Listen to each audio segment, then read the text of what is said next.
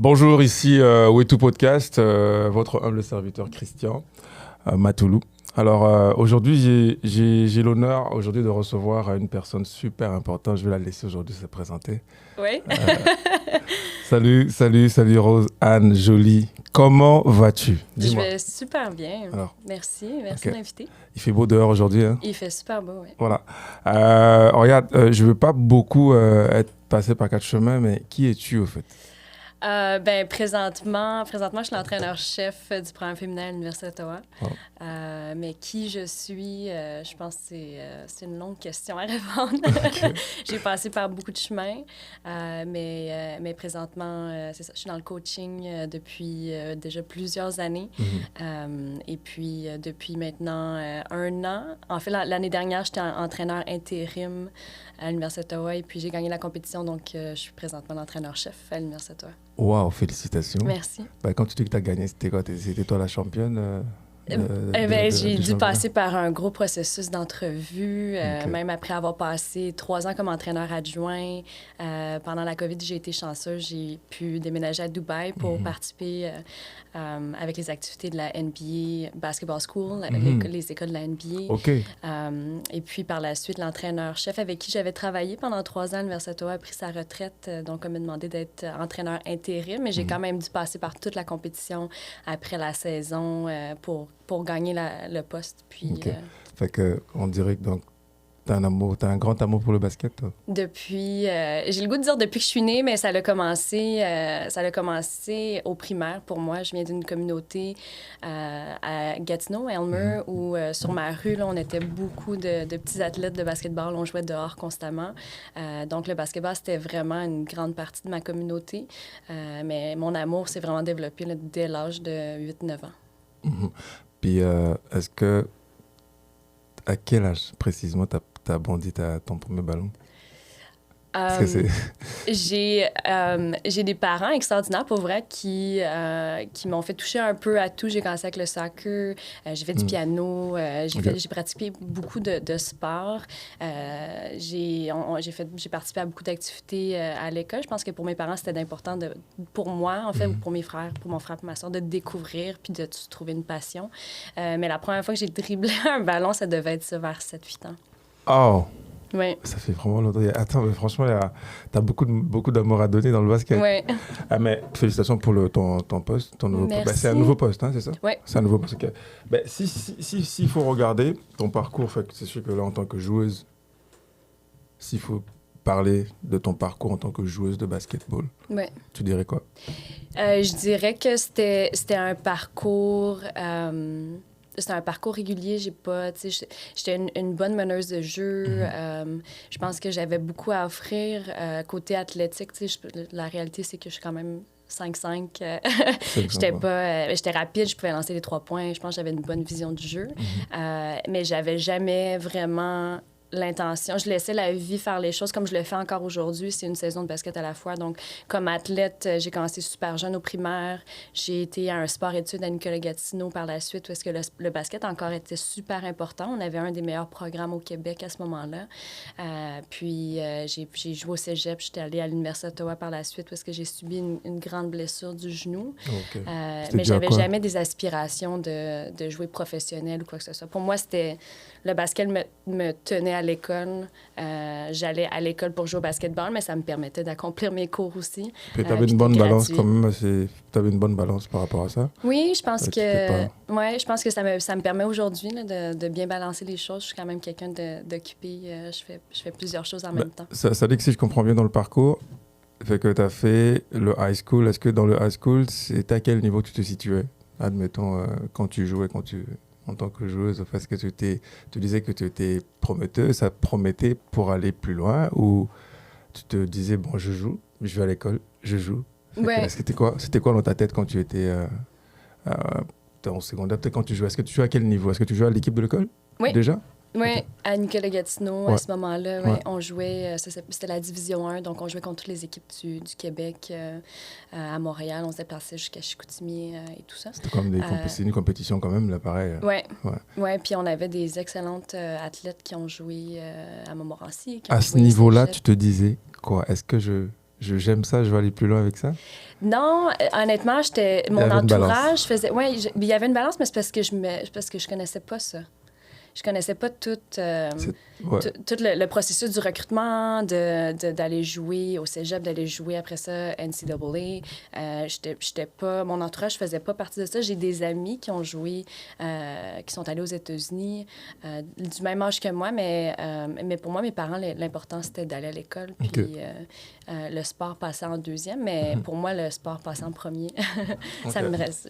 ça me permet de rester à l'école. Ouais. Parfait. Ben, si, admettons aujourd'hui, quand on regarde le basketball féminin, en fait, on peut dire que ça croît quand même. Là. C'est en croissance quand même. OK? Et en tant que, moi, quand j'ai regardé ça, j'ai dit, mais en tant que joueuse, est-ce qu'il y a eu des difficultés que tu as rencontrées en tant que, dans ce basketball féminin un peu? Est-ce qu'il y a des difficultés, tu peux dire, tu peux citer ou tu peux nous localiser? Comme athlète, honnêtement, j'ai été chanceuse. J'ai eu des excellents entraîneurs. J'ai vraiment été bien guidée.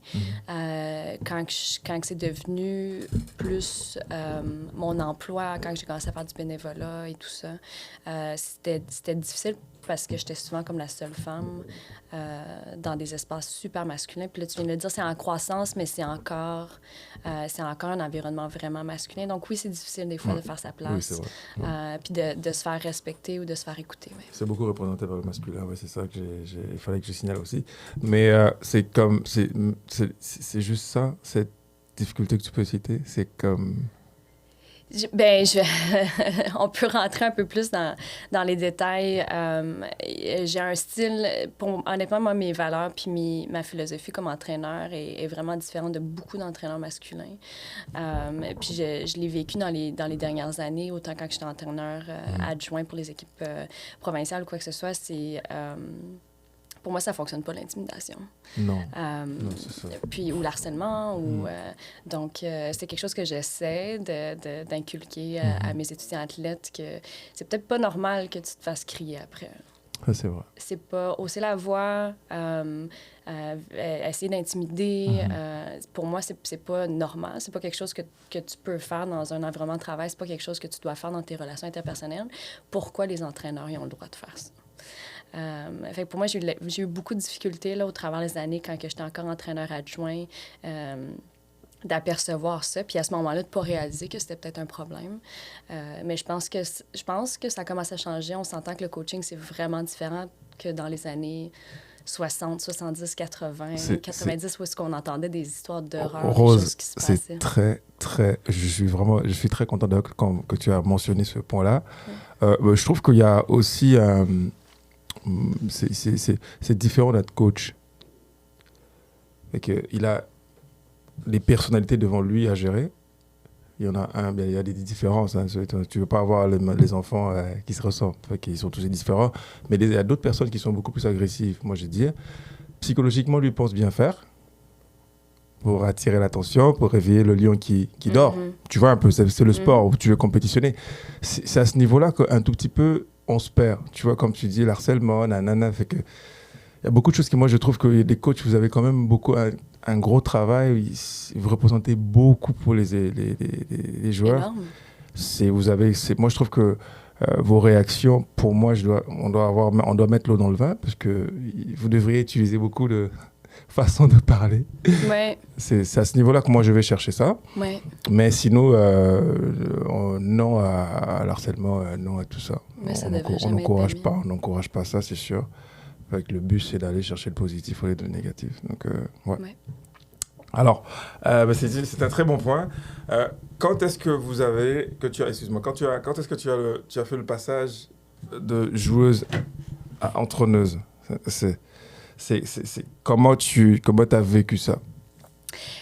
J'ai commencé quand même à un jeune âge, pour vrai, d'être entraîneur. À mon école secondaire, on nous disait, quand on était comme rendu au secondaire 4, secondaire 5, on essayait de nous dire d'être impliquée dans la petite communauté locale à Nicolet-Gatineau, d'être entraîneur pour les équipes plus jeunes. Donc, j'ai commencé à coacher comme à un vraiment jeune âge. J'étais vraiment zéro équipée. À ce moment-là, d'être entraîneur, c'était pas des belles expériences. Mais aussitôt que j'ai subi ma blessure du ligament croisé, je me suis vraiment là... changé comme entraîneur aussitôt que ça s'est passé parce que j'étais vraiment pas prête à dire au revoir au sport qui m'avait donné autant. J'étais vraiment j'ai beaucoup trop d'amour puis beaucoup trop de passion pour ce sport-là. Okay, ouais, c'est sûr. Donc, dès l'âge de 20 ans, 21 ans, j'ai commencé à devenir entraîneur. Mais à ce moment-là, jamais j'aurais cru que j'allais faire ça de ma carrière.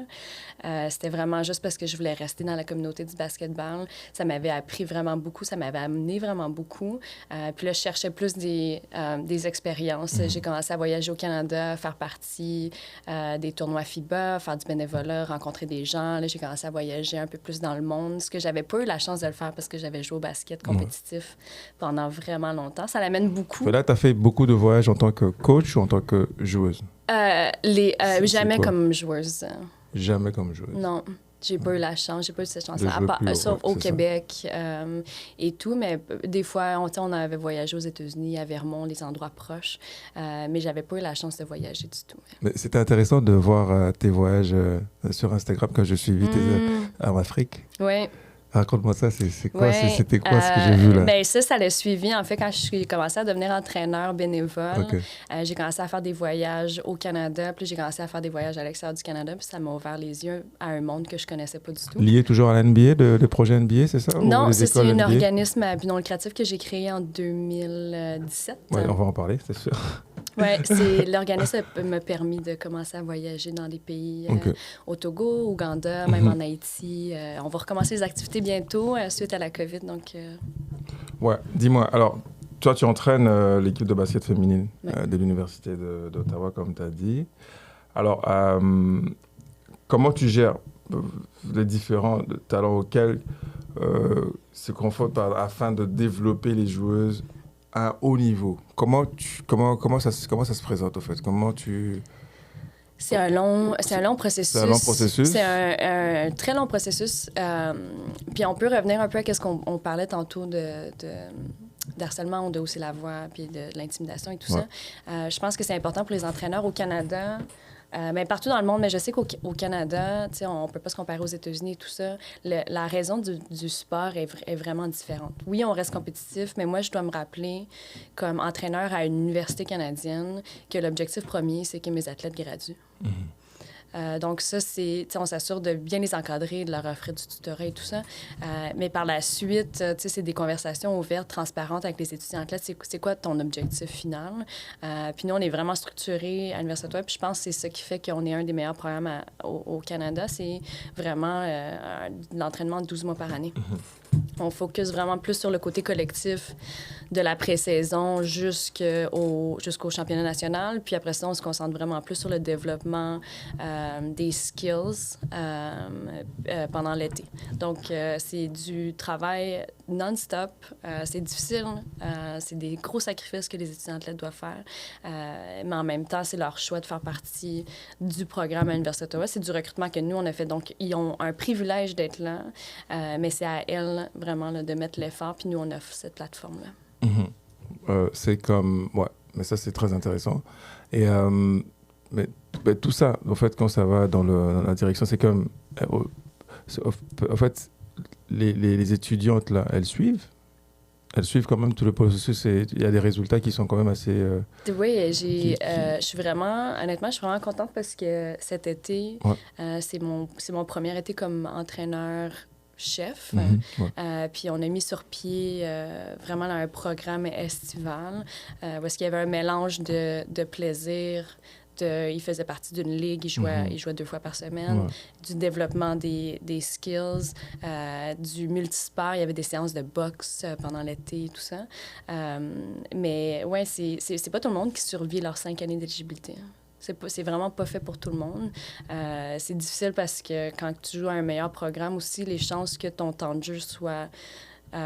gros dès ta première année, c'est super rare. Donc, c'est vraiment beaucoup de sacrifices pour peut-être éventuellement jouer dans ta deuxième année, peut-être dans ta troisième année. Oui. Si tu joues pas dès ta troisième année, bien là, c'est des questions à avoir de... Ça vaut peut-être pas la peine de continuer parce que tu n'auras pas ta chance de toute façon. Non, OK. Ah, waouh. Alors, non, mais tout ça, est-ce que toi tu aimes ça, tout ça, c'est ce que tu as, c'est comme, tu as l'amour vraiment d'accompagner les jeunes avec toi, leur pousser à réussir à leur premier au commencement au fait. Ça se rattrape parce que par expérience, parce que tu viens d'être entraîneur-chef. C'est sûr qu'il tu as beaucoup de décisions à prendre, mais il y a beaucoup de choses que tu n'as pas encore vécues comme tel. Ça fait combien de temps que tu es déjà entraîneuse-chef? Entraîneur-chef, je commence ma 2e année. Okay. J'étais entraîneur adjoint à temps plein pendant 3 ans avant ça. J'ai des petites expériences comme entraîneur-chef avec les équipes provinciales ou des équipes d'été. Mais entraîneur-chef d'un programme universitaire, je commence ma 2e année. Parle-moi dans 1 minute 30. OK. Qu'est-ce que tu en penses de comment tu as vécu en tant qu'entraîneur adjoint et maintenant dans la peau de l'entraîneur-chef? C'est quoi la différence? Tu dirais quoi, les 2 postes, au fait? Les 2 postes, pour moi, l'entraîneur adjoint, c'est vraiment offrir un support là, dans tous les niveaux possibles aux étudiants athlètes, que ce soit côté scolaire, que ce soit côté interpersonnel, leurs relations avec leurs amis ou quoi que ce soit. À chaque fois qu'il y a un problème, s'assurer de créer un lien quand même prêt avec les athlètes. Puis c'est difficile, honnêtement, parce que c'est des alignements. Cette année, là, on est 17 dans l'équipe. C'est beaucoup. C'est énorme. C'est beaucoup à gérer. Mais l'objectif de l'entraîneur adjoint, c'est de me supporter, moi, comme entraîneur-chef, dans mes décisions, à être impliqué, engagé dans les entraînements. Tu avais beaucoup de travail quand même en tant qu'entraîneur adjoint par rapport plus que le chef? Oui, c'est des responsabilités différentes. Il faut dire, allez, il faut découvrir. Le basket, là, c'est pas facile. Le basket, c'est pas facile. Puis c'est pas juste sur le terrain aussi. C'est sûr, c'est beaucoup de travail. Il y a beaucoup de responsabilités qui font pas partie du terrain de basketball du tout. Dis-nous ça, parce que c'est important. Et en tant qu'entraîneur-chef, tu sens une différence? Tu te reposes plus ou tu prépares plus de grosses décisions? Oui. Comme entraîneur-chef, je suis en charge de mon budget aussi, de tout ce qui est pré-saison, planification, recrutement.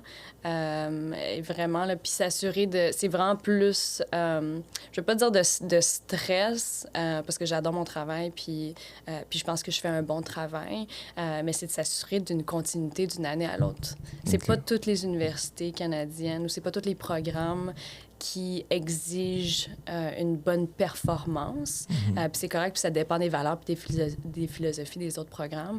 Mais je sais qu'à l'Université d'Ottawa, on est quasiment demandé d'une année à l'autre d'être dans le top 10 canadien.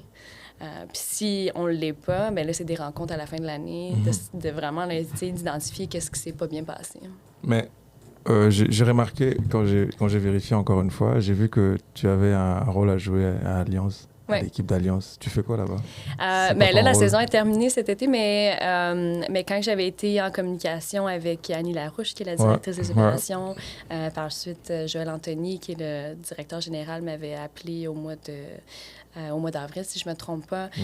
Mon rôle cette année, c'était vraiment plus behind the scene. C'était du développement individuel, des vidéos individuelles. J'étais vraiment plus en charge aussi parce qu'avec la CEBL, dans le fond, les matchs, c'est seulement joué avec 10 sur l'alignement. Donc, les 6 personnes qui restaient derrière, c'était vraiment moi qui étais en charge de leur donner des entraînements et tout ça. Donc, j'avais un rôle un peu plus behind the scene. Donc, derrière le rideau, en fait. Ouais. Fait que c'est quand même un gros travail. Ouais, je suis encore fatiguée. C'était un été... Je me demande comment tu fais, Rose. C'est quoi le secret, là? Partage-nous ça, là. Le secret, c'est de pas beaucoup dormir. Là, je ne comprends pas. Je suis vraiment On n'a rien entendu, là. Non, c'est pas santé. Mais en plus, je suis tellement pas une personne matinale. Mais non, c'est d'être organisé puis de s'assurer d'être à jour. Puis de pas mais honnêtement, cet été, j'ai senti la fatigue, ce que j'avais pas senti dans les dernières années. Mais c'est une expérience que je voulais vraiment avoir. C'était ma première expérience vraiment là, nommée sur un coaching staff d'une équipe professionnelle masculine. On peut dire félicitations, c'est quand même... T'en es fier? Oui, énormément. Ouais. Merci. Puis mais pour le CV, ça grossit aussi. Puis, mais dans ce processus-là, je vais rester un peu dans la question. Dans ce processus-là, tu te vois où dans 3 ans? Comment tu te dis dans ce staff technique-là, C'est sûr qu'on a vu la saison d'Alliance. Ouais. On dit que c'est le commencement, c'est sûr. Ouais. On était en dernière à bas de l'échelle, là, c'est Ouais. sûr. Ben, est-ce que tu as quelque chose à dire sur le futur un peu de ces éléments que vous avez? Est-ce que c'est sûr que c'est le niveau CBL? Ouais. On ne va pas le comparer à l'NBA. Non. Mais est-ce qu'il y a quelque chose que tu peux dire d'espoir pour Alliance? Pour l'Alliance, on était dans dans les prochaines années qui arrivent? Oui. En fait, je pense qu'ils vont commencer à performer dès l'été prochain. Qu'est-ce qui est difficile avec cette ligue-là, c'est que c'est des contrats d'1 an. Donc, présentement, je ne sais pas si je vais être encore impliquée l'été prochain. Je ne sais pas si ça va être encore le même entraîneur-chef. Ça risque de ne pas être le même alignement non plus. Ça bouge beaucoup. Ça bouge énormément. C'est ça. Mais je pense qu'il y a beaucoup... On dirait quoi, des essais-erreurs? La façon de fonctionner qui procède, est-ce que c'est les essais-erreurs? Les essais-erreurs, mais c'est l'expérience. C'est l'expérience.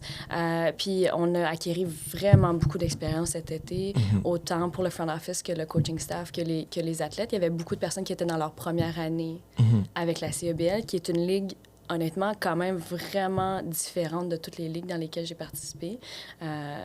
Donc, j'en doute pas que dès l'été prochain, ça va performer. S'il faut aller jumper sur la province de Québec, si on prend de la hauteur, on regarde les choses, tu dirais quoi, jusqu'à date, la vitesse du basketball au Québec? C'est-à-dire que la courbe, là, elle monte ou elle descend selon toi? Je pense que c'est ce que j'ai aperçu, honnêtement, là, depuis que moi, j'ai joué. Ouais. Est-ce que toi, tu parles du côté scolaire? Ben, c'est-à-dire que c'est le basket en général, en fait. Est-ce que tu penses que ça se développe ou ça se développe pas, selon toi? Moi, je pense que c'est des montagnes russes. Je pense que d'une année à l'autre, tu vois qu'il y a plus d'engagement du côté de basketball. Il y a plus de gens qui sont intéressés. On l'a vu en 2018 avec le fait que les Raptors ont gagné le championnat du monde cette année-là.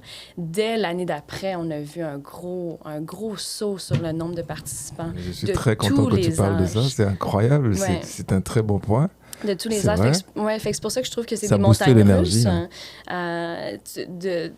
Pendant quelques années, ça va être le sport le plus pratiqué parce que dès l'année d'après, le basketball était le sport le plus pratiqué en termes de membres au Canada.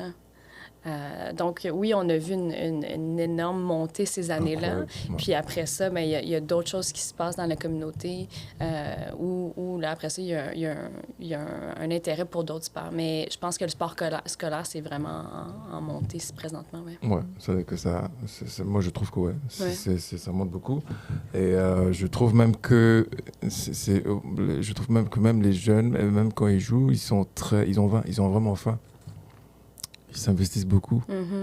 Parce que c'est sûr que la fois passée, j'ai reçu une invitée ici, on a remarqué que les joueurs sont maintenant à leur montée, là, vite fait, tu n'as pas le temps de te reposer, au fait. Tu dois jouer partout. Fait que tu as fait ton championnat, mais en été, il faut qu'on te voie quelque part. Il faut te voir aussi. Puis ça, c'est difficile à gérer aussi. C'est ça, justement. C'est comment, en tant que coach, head coach, comment tu suis cette... Est-ce que tu suis aussi les joueurs en dehors du terrain en tant qu'entraîneur-chef? C'est quoi? Dans quel sens? C'est-à-dire que toi comme tu gères une équipe universitaire, admettons que tu serais coach, par exemple, d'Alliance, est-ce que tu suivrais éventuellement les joueurs, admettons qu'ils doivent s'entraîner hors compétition? Ces suivis-là, ça te regarde ou c'est un effort personnel? C'est un effort personnel. Ça, c'est pas à toi de suivre en dehors des affaires. Je trouve que aujourd'hui, on est rendu dans cette génération-là qu'on voit les joueurs sont quand même assez épuisés aussi. Et ça, je trouve que ça... pour moi, ça crée beaucoup de blessures aussi. Et quand ils sont pas en contrôle, je sais pas comment... je sais pas, la génération actuelle, elle est quand même assez... Non seulement qu'ils ont faim, ils veulent le faire. Ils veulent procéder. C'est pour cela, moi, je trouve que ça fait en sorte que ça monte, le basket progresse au fur et à mesure. Et pour moi, je suis ravi parce que c'est ce qu'on veut. Oui, mais on va l'apercevoir cette année aussi, dans les prochaines années aussi, parce que du côté masculin, avec Mathurin qui a été dans le repêchage, la NBA, déjà là, avec tout tout ce qui se passe dans les médias sociaux, puis tout ça, c'est vraiment de la visibilité pour le Québec. Fait qu'on va l'apercevoir que les jeunes, ils vont avoir plus faim de vouloir, pas nécessairement aller jouer, jusque dans la NBA, c'est pas donné à tout le monde, mais du moins pratiquer ce sport-là. Aurais-tu un conseil pour les jeunes joueuses féminines, là? Tu aurais un conseil pour eux, pour elles, en général, les basketteuses au Québec? Tu as un conseil pour elles? Tu dirais quoi? Pour continuer à jouer? Ouais, pour leur avenir. Pour leur avenir? Ben, vraiment sur un angle que tu veux, là. Fait que, est-ce que tu as un conseil à donner pour les jeunes joueuses qui montent? Oui, ayez du plaisir. Assurez-vous que ça reste une passion puis que ça reste le sport que vous aimez. Je veux dire, de ne pas avoir peur aussi. Je l'ai fait quand j'étais plus jeune. L'été, c'est fait pour avoir du plaisir, d'aller jouer dans les parcs, de jouer avec les garçons, de ne pas avoir peur de faire sa place. Mais juste que, honnêtement, oui, il faut être compétitif. Oui, il faut être perfectionniste. Il faut vouloir s'améliorer d'une année à l'autre. Mais quand l'amour, il n'y est plus, ça devient plus... ça devient dangereux, en fait. Donc, mon conseil, ce serait vraiment juste de s'assurer de continuer à aimer le basket. J'aurais des questions rafales pour toi. Vas-y. Il faut que tu sois... T'es prête, là? Je sais pas. Bon, regarde, au fait, toi, tu me réponds par oui et non, OK? OK. Alors, oui ou non, si on peut avoir une équipe de la NBA à Montréal? Est-ce que je peux répondre par plus que oui ou non? Non. Le jeu, c'est que oui et non. OK. Mais j'ai une raison, mais je vais dire non. Mais j'ai une raison derrière. Pourquoi? Parce que je pense qu'on devrait avoir une équipe de la WNBA. Pour quelle raison? Parce qu'on est rendu là, il y a seulement 12 équipes dans la WNBA, puis c'est encore en croissance. Là, on l'a vu dans le repêchage, puis dans toute la pré-saison, le nombre d'athlètes dans la WNBA qui se sont fait couper parce qu'ils n'ont pas assez d'espace dans la ligue, avec seulement 12 équipes. Ouais. Mais le talent y est. Le talent y est, puis c'est dévastateur. Ça me brise le cœur de savoir que ces athlètes féminines-là, ils n'ont pas le même privilège qui est accordé dans les joueurs de la NBA parce qu'il n'y a pas autant d'équipes dans la Ligue. Est-ce que c'est à cause qu'on a un bon niveau de basketteuses par rapport aux masculins qui peuvent performer à WNBA? C'est à cause de ça que tu dis ça? Ou c'est quoi, par rapport à quoi tu dis que c'est... On doit avoir que la Ligue est en baisse de quoi? Elle n'a pas de place? Elle est encore non, c'est que, vierge? En fait, il y a seulement 12 équipes en ce moment parce que ça prend du temps à grandir. Okay. Ça prend du temps pour les équipes de la NBA de vouloir investir ou en fait, souvent, dans les positions des personnes qui vont vouloir investir dans les équipes, c'est des hommes. Puis il y a beaucoup d'hommes qui croient pas encore au sport féminin. Puis ça, c'est dans beaucoup de sphères de la vie. Hein? C'est pas juste dans le sport. Ouais, ça, c'est vrai, là. C'est un bon point. Mais on veut pas investir dans le sport féminin parce qu'on y croit pas. On y accorde pas une chance. On les met pas à la télévision. On leur donne pas la même visibilité. Fait que là, c'est un cercle vicieux. Puis parce qu'on veut pas investir, mais là, on se retrouve seulement encore avec 12 équipes. Ça devrait grandir l'an prochain. Je pense qu'ils ont déjà annoncé 2 nouvelles équipes. Mais ça grandit pas assez vite. Mais il y a de l'engouement en ce moment. Il y a énormément d'engouement, mais on ne l'utilise pas, puis on ne veut pas investir dans ces équipes. Guys, vous avez entendu Rose aujourd'hui, franchement, il faut investir. Alors, elle a raison. Donc, écrivez-nous si vous voyez on fera un short là-dessus. C'est très... Non, je te dis, c'est très, très... c'est un bon point que tu as amené. Ma deuxième question, Raphaël. Jordan, Kobe ou LeBron? Franchement, dis-nous là, c'est quoi? Hein? C'est tellement difficile. Je vais y aller avec Jordan. Pour quelle raison? Pour quelle raison? Je pense que la part de Jordan, je sais pas à quel point Kobe a changé le sport. Je pense que Kobe a démontré aux gens à quel point être investi, être engagé, il a sacrifié sa vie pour ce sport-là. On dirait ça comme ça. Il le fait. Puis c'était peut-être pas nécessairement la personne qui était le plus athlétique. Oui, il est très athlétique, mais c'est l'effort derrière. Ouais. Puis LeBron James, c'est qu'il n'a pas terminé sa carrière encore. J'ai pas le goût de lui donner ce titre-là. Attends, il a 20 ans sur le terrain de basket. Qu'est-ce que tu racontes ça. là? Sérieusement? C'est fou.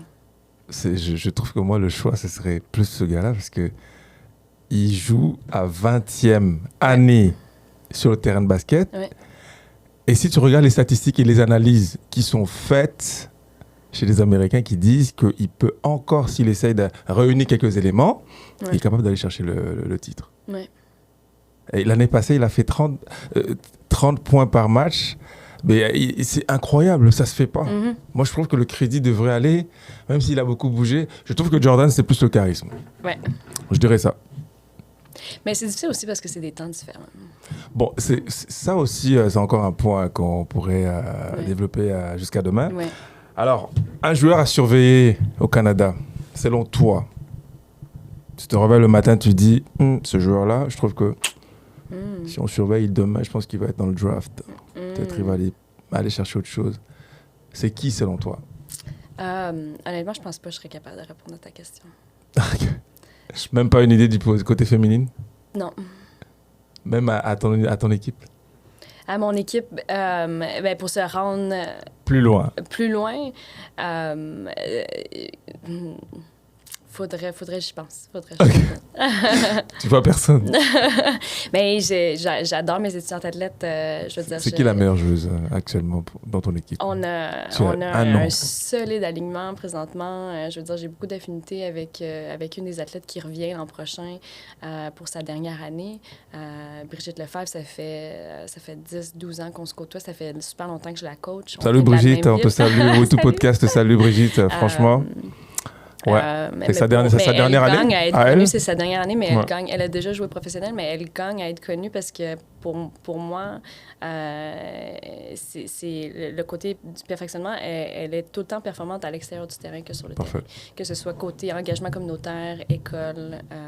Elle, pour vrai, c'est 100% à plus perfection ou rien d'autre. Okay. Donc, ouais, c'est l'éthique de travail. Quel poste aimes-tu jouer au basket quand tu joues au basket? Quel poste que tu aimes jouer? Meneuse de jeu. Pourquoi? Parce que c'était là où est-ce que mes habiletés m'ont menée. La vision, c'est ça? Ma vision du terrain, je pense ma compréhension Très du facile, match, ouais. Aussi. Puis je pense, en fait, toutes ces années-là que j'ai joué comme meneuse de jeu, avec les habiletés que j'avais, font de moi un bon entraîneur. Admettons que tu es meneuse sur le terrain, sur un match, on te met des joueurs que tu connais pas. Oui. Tu as une facilité de te familiariser rapidement, même avec des passes, même comment tu... Je pense que ça prend un certain temps avant de s'adapter pour jouer avec des personnes puis de connaître leurs habiletés, mais je pense que j'ai cet atout-là de savoir... D'aller quand même assez à créer un chimie rapide. Oui, savoir où performe chaque personne puis de m'assurer qu'on les met dans ces positions-là. Ouais. Les forces aussi, ouais. Alors, quel numéro aimerais-tu toujours mettre avec ton jersey? C'est quoi le numéro magique que tu aimes? C'est quoi? J'ai grandi avec le numéro 12 pour absolument aucune raison. 12? Oui, numéro 12, pour absolument aucune raison. J'ai reçu aussi un invité passé précédemment, toi, là. Il a dit le même. Ouais. J'ai fait 12 aussi, mais c'est quoi ça? Ça sort de rien. Ça sort de rien, honnêtement. En grandissant, j'ai jamais regardé le sport professionnel. Okay. Je regarde beaucoup la NBA dernièrement parce que j'ai un travail avec Radio-Canada. Mais le sport professionnel m'a jamais autant intéressé que le sport scolaire pour tout ce qui entoure le sport scolaire. Parfait. Rendu professionnel, je trouve que le sport est différent. Les raisons sont différentes, les valeurs sont différentes. Donc, le numéro 12, il n'y a vraiment aucune raison derrière.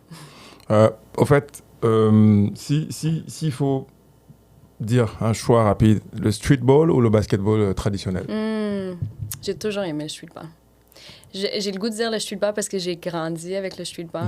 À chaque été, c'était dans les parcs avec des amis, avec des étrangers. On se retrouvait là, une trentaine de personnes. Ouais. Ça devenait tellement compétitif. Si tu voulais jouer, tu devais gagner absolument. Sinon, tu devais attendre 3, 4, 5 matchs parce qu'il y avait tellement d'équipes puis ça rendait l'atmosphère tellement cool. Ouais. Évidemment, c'est deux sports différents, mais j'adore le streetball. Le street? OK, donc on a fait le choix de street.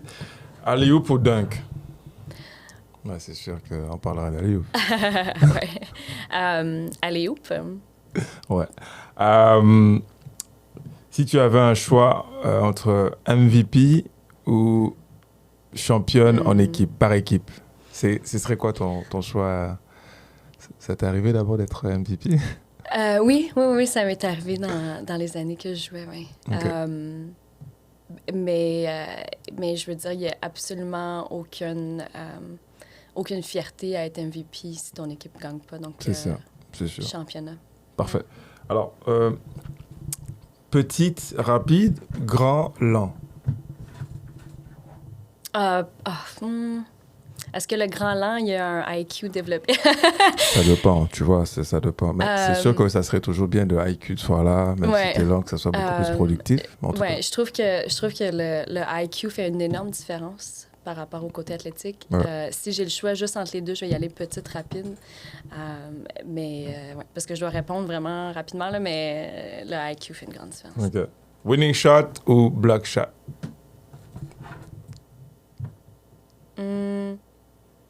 Winning shot. C'est quand même quelque chose. Là. Ouais. Derrière la ligne à 3 points, Derrière la ligne tu à nous 3 tires points. ça. Ouais. Ça fracasse le cœur des adversaires. Énorme, surtout quand ils peuvent plus se qualifier pour le championnat. Ça m'est déjà arrivé quand j'étais au secondaire. À quel niveau Puis je vais m'en souvenir le restant de ma vie. On était au secondaire... je pense qu'on était au secondaire 5 contre le Collège Laval. Je m'en souviens comme si c'était hier. OK. Puis elle devait gagner pour se qualifier pour les séries. OK. Puis on a gagné sur un winning shot que j'avais fait derrière la ligne de 3 points. Oh my God. Ouais, avec En la plus... board, en plus. Ah, ils allaient te tuer. C'est sûr. Non, mais je suis très content aujourd'hui. qu'on ait une bonne discussion, franchement. Comme on dit, on est très fiers de recevoir les gens comme vous. Merci. Nous, comme on veut valoriser la communauté, vous êtes des étoiles. Pour plus les jeunes qui montent, aussi, on en a besoin. Ils ont beaucoup de repères. Maintenant, ils ont la chance, ils ont beaucoup de coussins. Et ce projet-là aussi est là pour ça. En résumé, tu aurais encore un petit conseil en général donné des jeunes qui veulent aller chercher le succès en basketball? De bien s'entourer. Honnêtement, ça fait tellement une différence quand tu as des mentors, quand tu as des personnes que tu peux regarder, qui peuvent te donner des conseils. L'entourage, je trouve que ça fait une énorme différence. C'est assurer d'être dans un environnement qui est pas toxique aussi. C'est ça. De bien s'entourer, que ce soit... pour des coachs de vie. Des fois, ça n'a même pas rapport avec le basketball. Hein. Des fois, c'est vraiment juste être bien entouré avec des personnes qui peuvent bien te conseiller. C'est ça. OK. Non, mais franchement, c'est quelque chose de... Le joueur doit mettre l'emphase là-dessus. Hein. C'est très important. Et puis, on a une tradition ici. On est vraiment à la fin de l'entrevue. Une tradition de shoot. Il y a un ballon, il y a un panier à côté de moi. Ouais. Il y a un petit ballon. Et là, le défi, c'est que tu fais 5 fois 5 tirs. C'est un jeu. Et qu'on verra comment tu peux marquer. Mais, encore une fois, jusqu'à date, on a eu 2 personnes qui ont marqué 3 fois. J'ai 5 lancés. 5 lancés. Alors moi, je te fais le rebond aujourd'hui. Là. OK? OK. Alors, je te laisse aller. J'aurais besoin d'un coup de pratique. Bonne OK, chance. 5 lancés. Ouais, 5 lancés. Puis le minimum... OK, puis les gens... Ouf! Avec un manteau de jeans en plus. Ouais, ça, je trouve ça Un petit peu trop. Yeah. Est-ce que les gens y allaient avec la planche ou... Comme tu veux. Même pas proche. 3. C'est un peu mignon. Je dois au moins en mettre un. Juste comme un petit truc. Ouais. Oh. Ah, c'était plus Je crois que proche. tu vas le mettre, c'est sûr. J'étais de plus en plus proche. Oh non! Bon, franchement, on 0 aura... sur 5. Ben, je pense que... Non. Non. T'as au moins tiré, là. Ouais. T'as au moins tiré. Alors, il y a une deuxième tradition ici. Tu vas me signer le ballon. Ah, yeah! Parce que Ça le va me faire ballon, grand on va plaisir. dire que Rose était ici avec nous, tu vois. Il y a déjà des signatures. Ouais. C'est très symbolique pour nous que tu signes ce vraiment ballon-là. cool. C'est la 2e saison de We2 Podcast. Donc, Rose, bénis-nous avec ça, alors, ta signature.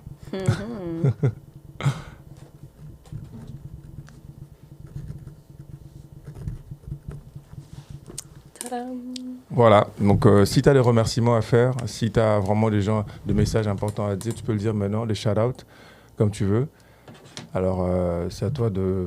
Ben, je vais commencer par vous remercier, Ouais, à vous, ça fait plaisir. de m'avoir invité. Mais pour vrai, c'est vrai qu'il n'y a pas beaucoup de plateformes comme ça où on peut comme donner de la visibilité. C'est Puis là, ça. je parle pas nécessairement de moi, mais à vos autres invités.